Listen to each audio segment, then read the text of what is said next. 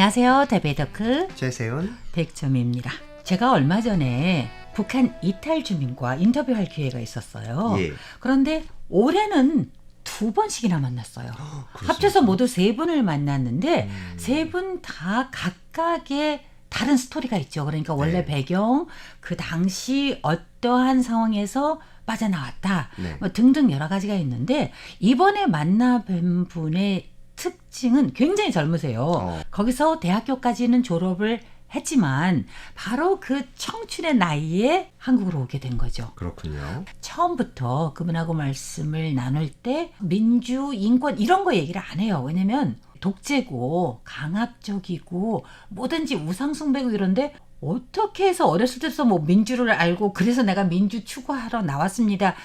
저는 그렇게 하는 것보다도 아예 그냥 그분이 옛날에 생활했던 실상을 알고 싶어서 예.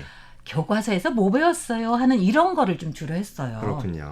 이번 최근의 인터뷰가 아니라 아주 오래전에 정말 20-30년은 넘었을 것 같아요. 그 당시에 이미 한국으로 건너온 분 중에서 네. 예전에 교과서에 관한 자료가 하나 있었어요. 사진이 한 장 있었었는데 그 교과서에 바로 처음으로 영어를 접할 때 제1과가 나옵니다. 네. 그때 저에게는 충격이었어요. 제1과가 알파벳도 아니고 헬로우도 아니고 how do you do 이것도 아니고 완전 놀랐어요. 제일 중요한 과목이 김일성 일가들 3인의 뭐 혁명 역사 어린 시절 이야기를 강제로 외워야 되고 네. 영어 교과서 자체 첫 페이지에 더 그레트 리더 제너럴리시모 김일성 구호를 일단 머리에 강제적으로 암기한 다음에 그 다음에 알파벳을 시작하게 되었습니다. 제일 위대한 수령 동지가 나와요. 장군님이에요. 그게 제1과예요. 제가 그래서 어떻게 그거를 읽을 줄 압니까? 하니까 그건 무조건 외우는 거래요. 그래서 거기에다가 한글로 표기를 하는 거죠. 소리부터 외우는 거군요. 네. 조선 말이라고 하는데 네. 그거를 옆에다가 표기를 해서 그래서 저는 그게 너무 가슴 아팠어요. 사실 기자님 굉장히 재미난 말씀을 하셨는데요. 네. 제가 통일연구원을 통해서 북한의 교과서들도 가끔 좀 연구를 합니다. 예. 왜냐하면 어쨌든 이 통일교육이라든가 아니면은 그 통일문화교육 때문에 우리가 북한의 교과서를 봐야 되는데 네. 누구도 영어 교과서에 관심을 두지 않았던 것 같아요. 왜요? 그래서 제가 지금 그걸 보고 깜짝 놀란 겁니다. 왜 우리가 영어 교과서를 보지 않았을까? 그 생각을 지금 제가 했고요. 네. 사실은 제가 예전에 김일성 대학에서 영어 강의를 하시던 그 영국인 교수님을 가까이에서 모신 적이 있었는데 그 교수님께서 말씀하시기론 북한의 영어 교육 수준이 상당하다고 합니다. 엘리트들을 뽑고 그 엘리트들한테 집중적으로 교육을 하기 때문에 가장 최고의 교육을 받아서 가장 높은 수준의 영어를 구사할 수 있다고 하는데 제가 그 부분에 대해서는 오늘 좀 숙제로 가져가야 될 것 같습니다. 와, 정말 좋은 이슈인 것 같아요. 그건 네. 왜냐면은요, 우리가 아는 북한은 평양 정권은 또는 뭐 김씨 정권은 네. 미국을 완전 적이잖아요. 지금은 대한민국을 적으로 보고 있고요. 네. 적국으로 보고 있고. 그래서 영어 교육을 그렇게 잘했다. 그게 바로 적을 제대로 알아야 된다. 지기지피, 지피지기 그거잖아요. 네. 백전백승 뭐 이런 걸 그럴 것 뜻하는데 같습니다. 네. 근데 이제 제1과가 무조건 외워야 된다라는 거 네. 그거는 저는 처음에 충격을 받았어요. 그래서 네. 저는 그게 믿겨지지가 않았어요. 그 당시에는. 그렇네요. 오래전에 봤는데 음흠. 직접 제가 그래서 갓 졸업한 지 얼마 안 됐잖아요. 네. 그래서 젊은 사람한테 제가 그걸 여쭤본 겁니다. 진짜 제1과 뭐였어요? 네. 전 미리 얘기도 안 한 거예요. 그냥 네. 제1과가 뭐였어요 하니까 네. 그 말씀 하세요. 저 깜짝 놀랐어요. 그렇군요. 저도 오늘 아주 새로운 걸 배웠기 때문에 가서 네. 연구 주제로 한번 시작해 보려고 네. 합니다. 북한 이탈 주민 좀 우리가 좀 보듬어 주고 그래야 되지 않을까요? 네. 아무래도 거기는 정말 문제가 있는 곳이기 때문에 개인적으로라도 아주 큰 건 아니지만 그림이 아주 크진 않을 수 있어요. 일단은 나 살고 보자 이럴 수도 있고요. 네. 그래서 나왔다고 생각을 하는데 어딜 가든 아무래도 자기 집은 아닙니다. 자기 고향은 아닙니다. 그렇죠. 그런데 제일 가까운 곳이 아무래도 한국 아닐까요? 언어도 통하고. 그렇죠. 다들 그런 마음을 갖고 있고 그렇기 때문에 북한 이탈 주민들이 최종 정착지로 생각하는 곳이 남한입니다. 네. 그래서 대한민국의 품으로 이제 귀순하려고 하지만 또 사실 이건 좀 안타까운 이야기인데요. 탈북자들의 이제 최종적으로 정착하는 곳 것을 보면 반드시 대한민국이 아닐 수도 있습니다. 네. 대한민국에 와서 정착을 하다가 결국은 여러 가지 오해와 편견 그리고 좀 이런 부분들이 어려움을 느껴서 제3국으로 다시 이주하시는 분들도 꽤 되는 걸로 알고 있습니다. 네. 그런데 우리가 예전에 아주 오래전에 네. 한반도 그러면 우리는 당연히 반공 국가다 보니까 북한은 좀 나쁜 나라 네. 그리고 또 한국은 우리의 친구 나라 이런 식으로 생각을 하면서 그렇죠.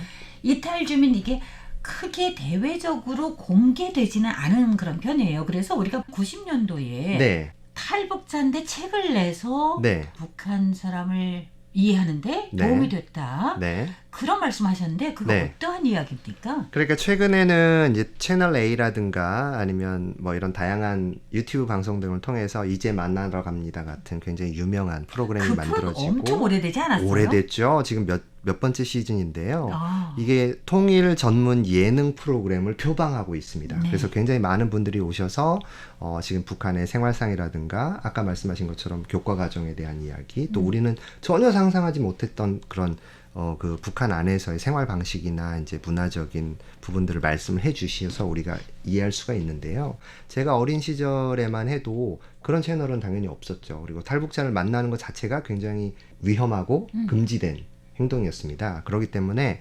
저희들은 거의 모르고 있었어요. 그래서 학교에서는 북한에 대한 반공주의 교육물 같은 거, 또리 장군이라든가 그런 영화들을 보면서 북한에는 다 괴물들만 살고 늑대들만 사는 줄 알고 그렇게 살던 시절이 있었죠. 네. 그러다가 1990년 탈북민 김만철 씨 가족이 굉장히 주목을 받았습니다. 왜냐하면 그 집 아들 광호 씨가 자신의 생활상을 담은 일기를 썼어요. 그래서 남한에 와서 생활하면서 겪었던 광호의 일기라는 책을 냈는데 그 이야기가 굉장히 감동적이고 또 우리가 왜 북한 이탈 주민들에 대해서 관심을 가져야 되고 또 그들이 어떻게 우리의 이웃이 되어야 되는지를 굉장히 잘 보여줬거든요.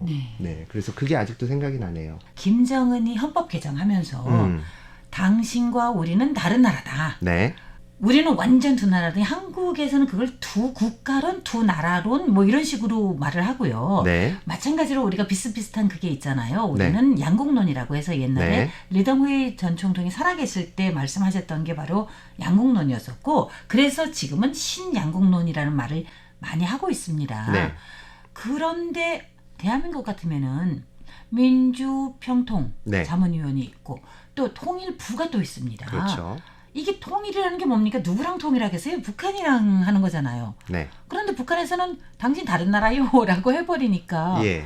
저는 이게 입지가 좀 이상해지지 않을까요? 통일부 어떻습니까? 어떻게 생각하세요? 그 굉장히 복잡한 문제입니다. 네. 그러니까 지난달에 그동안의 대북 유화 정책을 피고 또 북한과의 관계 개선에 누구보다도 적극적으로 나섰던 민주당 정부 네. 문재인 대통령과 네. 그 이제 가장 실무를 담당하던 임종석 의원이 지금 이제 임종석 씨라고 불러야 되겠지만요. 네. 그분이 갑작스럽게 북한과의 관계 개선이 더 이상 쉽지 않을 것 같고 우리는 이제 두 국가로 가는 것이 앞으로의 미래에서는 더 바람직하지 않겠느냐라는 뉘앙스의 말들을 했습니다. 네. 그래서 굉장히 많은 사람들이 놀랐어요. 충격적이겠네요. 그렇죠. 충격적이죠. 왜냐면은 보수 정권에서는 이제 북한과는 그런 관계를 맺는 것이 아니라 어떻게든 압도하고 그들을 이제 내부적으로 붕괴하게 하는 붕괴론이 우선적이었었는데 민주정부는 대북 유화론 그리고 우리가 보통 말하는 이제 햇빛 정책을 사용해서 민주당의 그런 어떤 그 김대중 정부의 통일론을 계승해 오다가 갑작스럽게 이런 독트린을 발생하니까 굉장히 놀랐던 것이죠. 하지만 그것은 사실은 민주당을 지지하고 있던 사람들도 속마음속에서는 이제 더 이상 돌이키기 힘든 것은 아니냐라고 생각했던 차마 내놓지 못했던 말들이 아무래도 나온 것 같습니다. 그래서 지금 한국 내 분위기가 그렇고요. 이 부분을 어떻게 반전할 수 있을 것인지는 앞으로 대북 유화책을 갖고 있거나 아니면 여전히 북한의 우호적인 입장을 가지고 있는 분들이 해결해야 될 문제라고 생각을 합니다. 어려운 문제는 정치하시는 분들께 그냥 맡기죠. 네. 오늘도 말씀 대단히 감사합니다. 대표토크 여기서 끝마치겠습니다. 진행의 최세훈 백점이었습니다. 여러분 감사합니다. 감사합니다.